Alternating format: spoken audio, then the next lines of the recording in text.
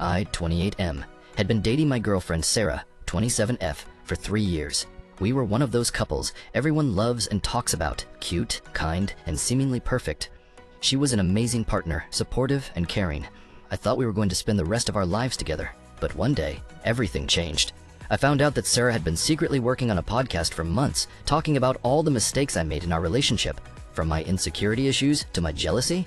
She claimed she was trying to help me become a better person, but deep down, I knew it was just a way for her to vent and get validation from her online audience. I was devastated when I found out about the podcast, especially since she had been keeping it a secret from me.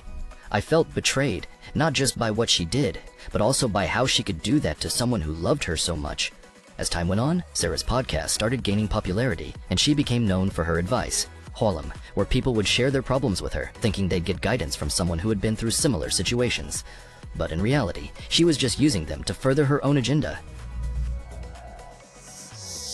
I realized that Sarah's main goal wasn't me, it was her own personal brand. She used our relationship as a way to build her reputation, and once she got what she wanted, she was done with me. I felt like a mere pawn in her game of self-promotion. The final straw came when she announced on her podcast that I had been emotionally abusive towards her during our time together. She claimed it was the reason why she ended the relationship. But there was just one problem. We'd already broken up 6 months prior to the recording, and our fights were a result of my own insecurities and frustrations. I lost all trust in Sarah after that. I realized that everything she said about me on her podcast was not only true, but also completely fabricated.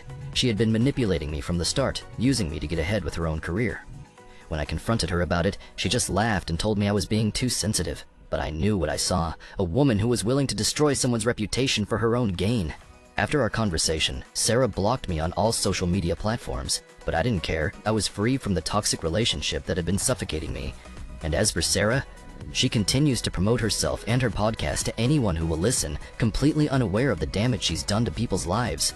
I may not be in a relationship with Sarah anymore, but I'm finally able to move on, because some people are just worth letting go of.